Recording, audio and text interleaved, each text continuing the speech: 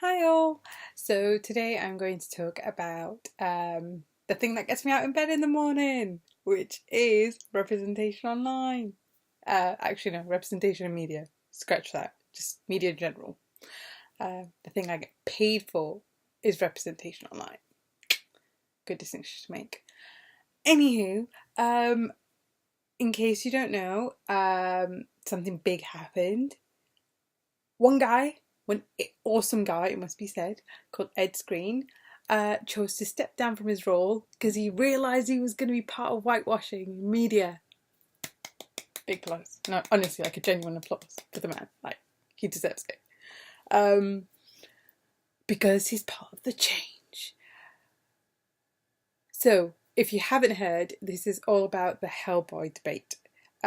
Basically, Ed Skrein was cast to be Captain Ben Daimio, who is a Japanese American character in Hellboy.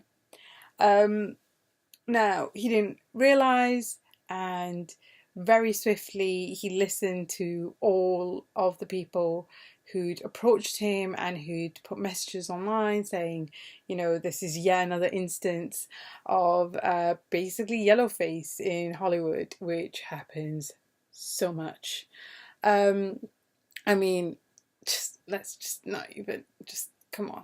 Like, where do I even start? Breakfast and Tiffany's, probably.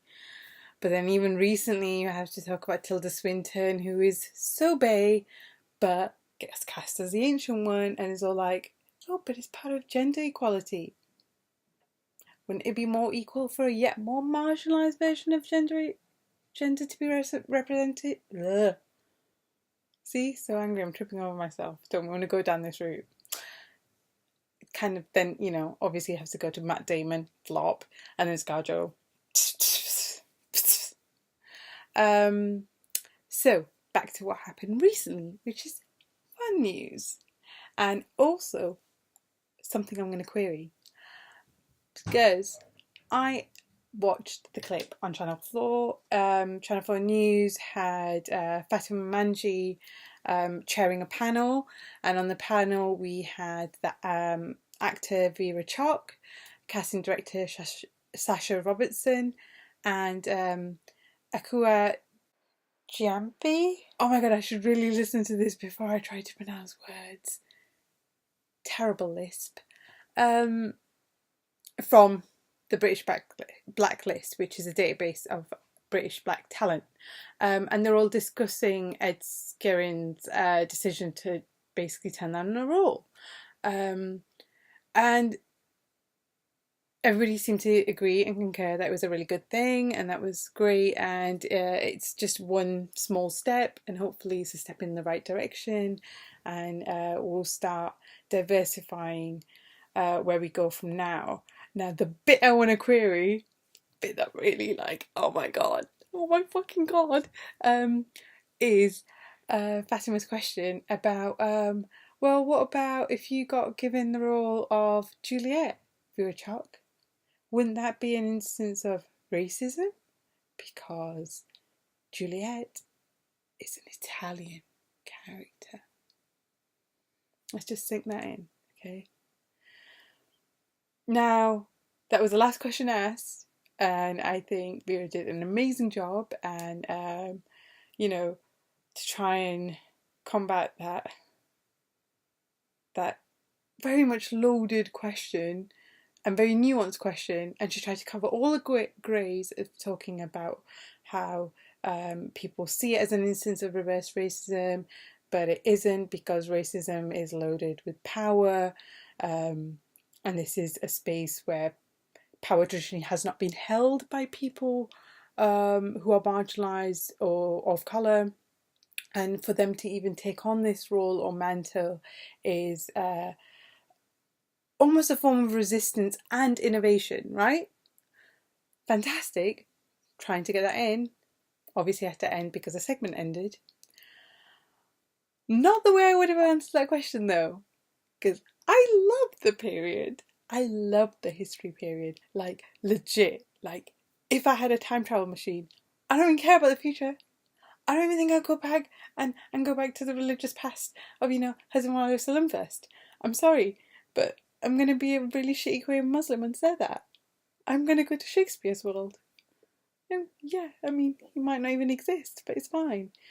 I've always wanted to, go to Queen Elizabeth I's first court, since I was 9 and was forced to read about her and to, just generally kind of worship her, I guess. Yeah, so that's how I go. And I've been reading about it fucking since. So, what I'm going to query is, have you seen Shakespeare though? Legit. All of his characters.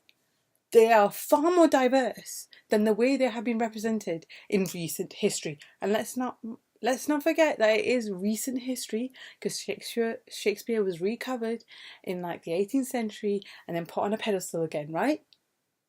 That happened. So know your damn fucking Shakespeare history before you put on that flipping question. Second of all, yeah, Italian character. Did you know the makeup of Italy in the 13th and 1400s? If you don't, just go to Florence, go and see all of the art, look up at all of the portraits, and see that every single nation, the Ottoman Empire, there are people there who we would now racialise as coloured and other, who are being represented as heads of states and worthy to be put on the wall next to popes.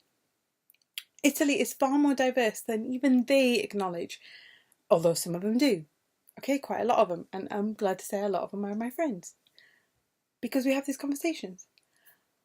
But here in Britain, we whitewash Italians, and that's kind of crazy. And we also whitewash an Englishman's interpretation of what he thought Italians were at a time when we don't even know what the racial makeup actually was of England, because we had black people here.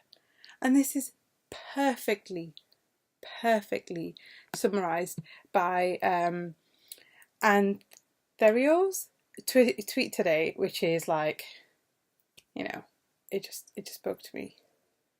And if you haven't seen it, I'm going to find it for you right now, because I have to read it out. Because basically it says, white people, medieval England, never heard of Africa or people of colour. Also medieval England has lions and leopards all over their heraldic shit. True say. So, we don't really know the past that well. That's basically all I want to say.